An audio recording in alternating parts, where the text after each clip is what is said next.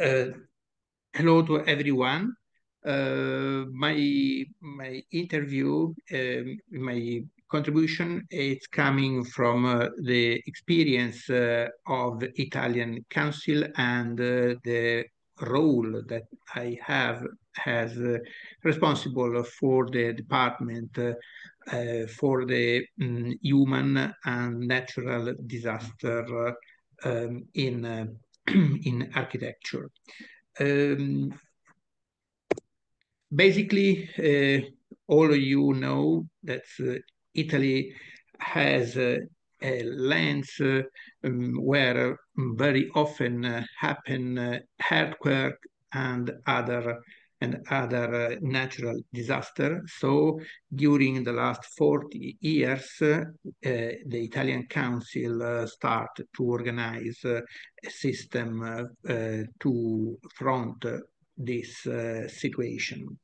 Anyway, in the world, every year, 800 earthquakes with magnitude 5 or greater occurs.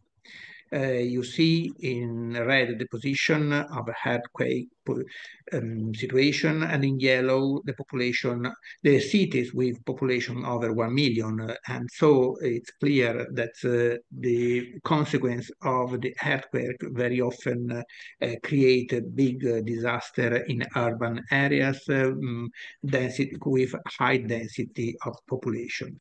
But it's important to start also from these maps that show us that the climate change it's no longer a possibility. It's already happening. In the Mediterranean, the average temperature has increased by 1.5 compared to the pre-industrial era, and the warming is proceeding 20% faster than in the global average. So the Mediterranean areas are changing faster than other areas because the Mediterranean Sea is a closed sea, so it's more easy for it to become heater than the large oceans. What happened? That climate change is causing major disaster more frequently than in the past. And disasters are followed by increased migration flows and greater social instability, even in countries not directly affected by weather events. That one is a picture coming from the flows happened in Libya 2 years ago. These processes will not represent as isolated cases, but frequent processes of land, social, economic instability that architects must face with new skills and coordination capabilities, because our work is to design, to work, and to think in which way we can organize territories, urban areas, rural areas, the way in which people live. So this situation changed completely and push our capabilities and ideas to modify our approach. What architects can or must do? Basically, a design to prevent the disaster, first of all. First, to understand how we can front, we have learned how we can prevent the disaster. So we need to rethink city planning, the architecture ingredients, and also how we can improve the awareness of people on these matters.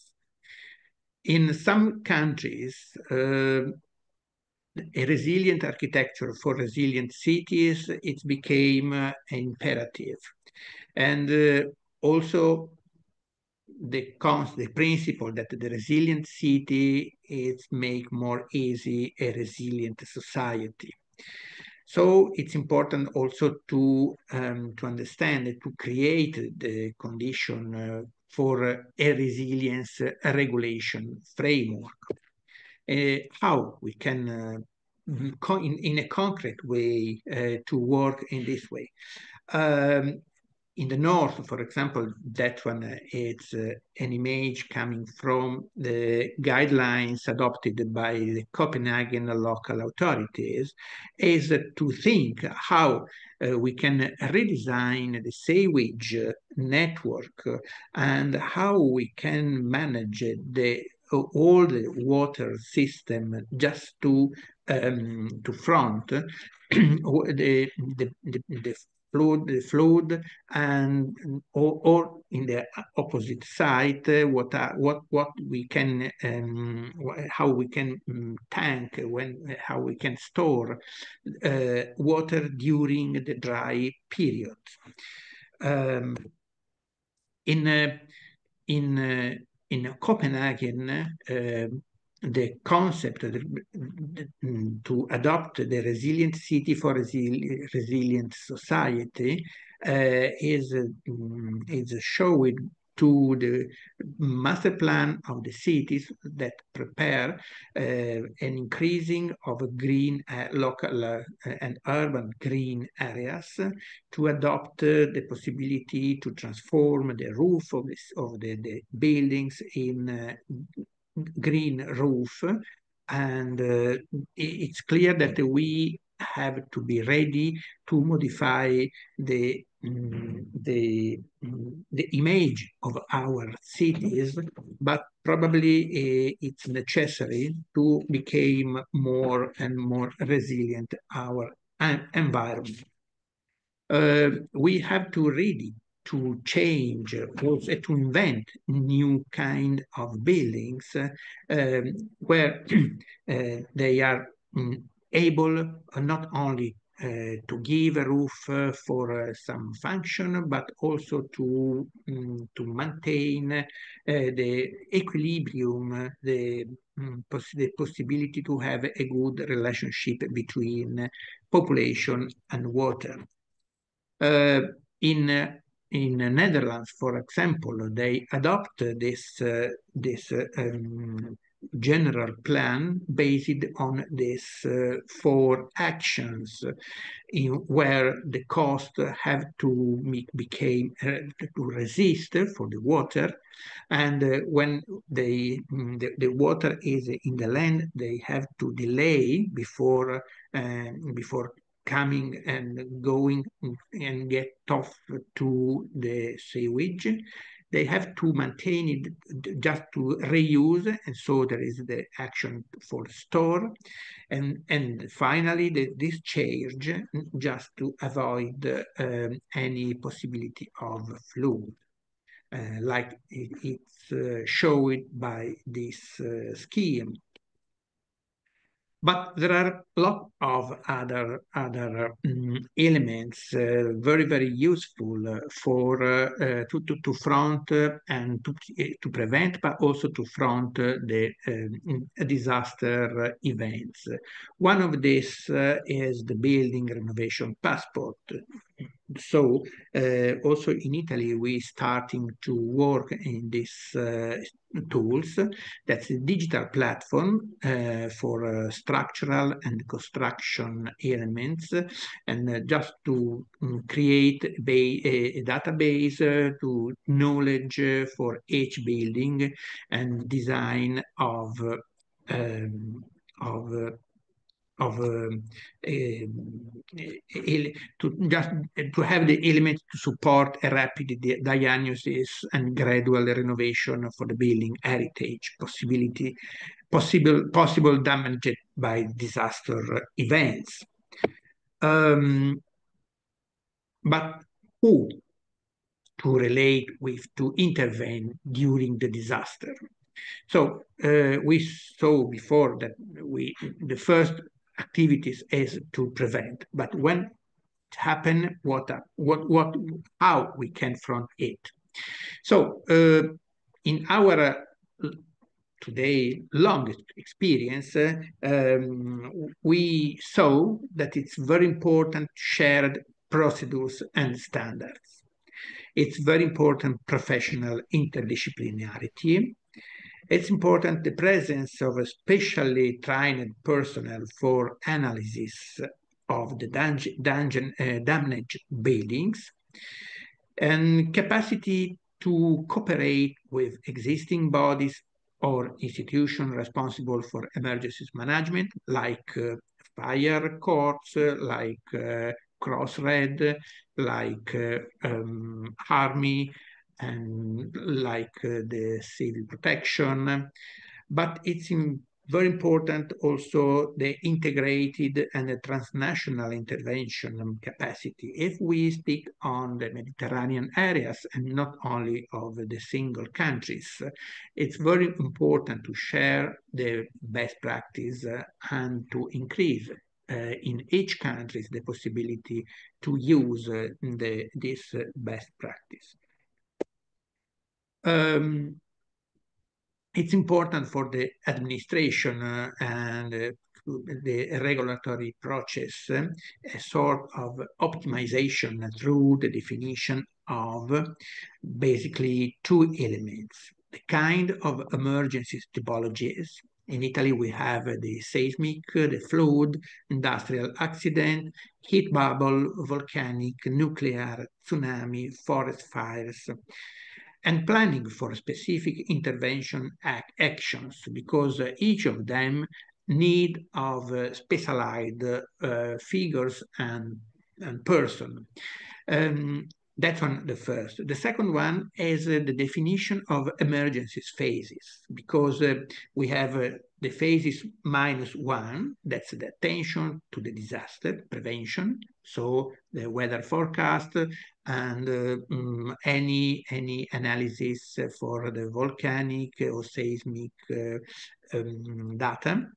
The second one is the ongoing disaster. So during these phases, it's very important to guarantee to save the human life, to give any help for the population under the disaster areas. But after this one, immediately after, it's very important to start with a damage diagnosis, because in these phases, it's possible to increase the damage if we have not appropriate action. Then the phase 2 is the phase of the reconstruction. So by the connection of the emergency typologies and the emergency phases, we create a framework where we can create and we can create the standardization of the action.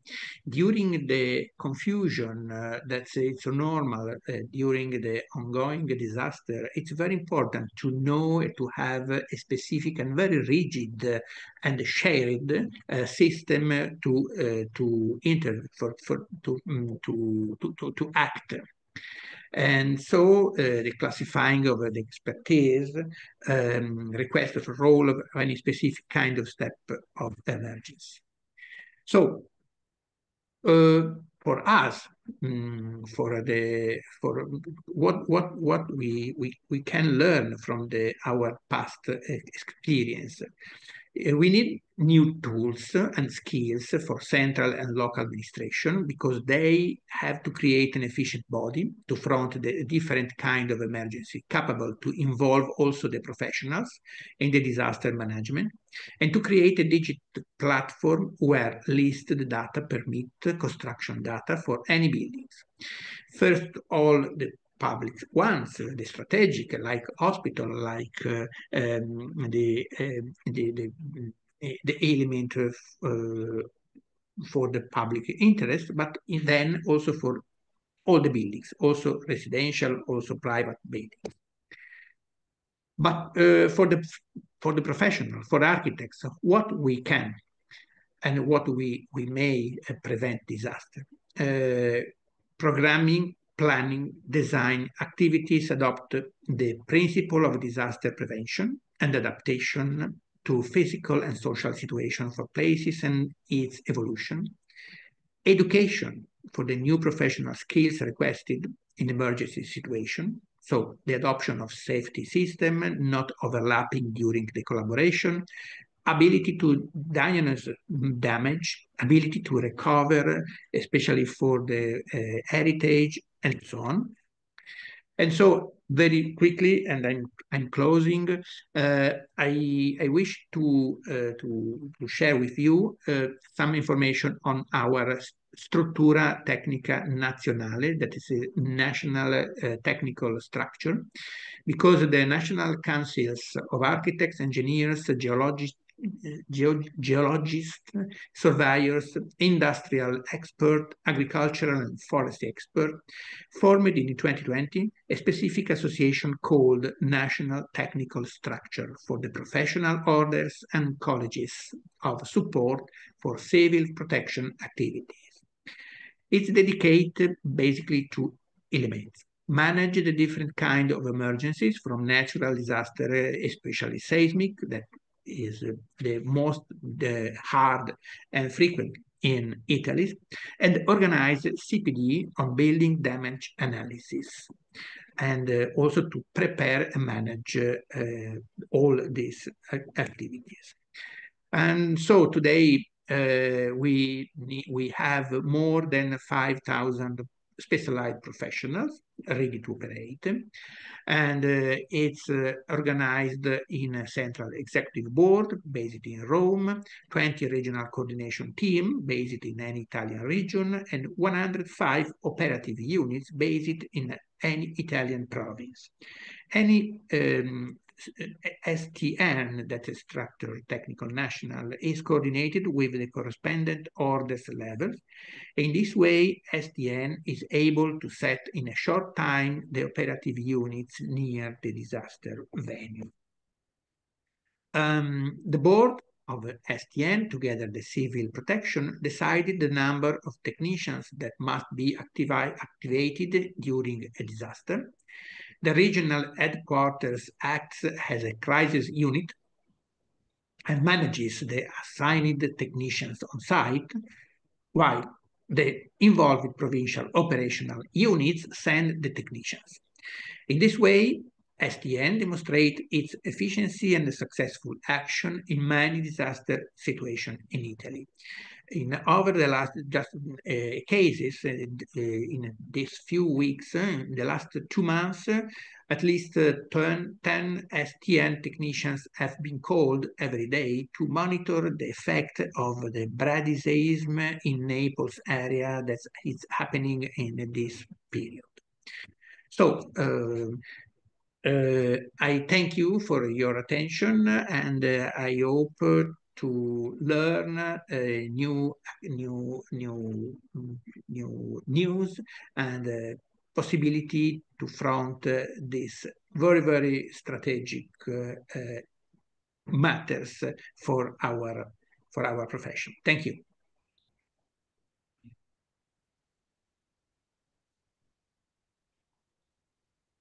Thank you very much, Diego. Very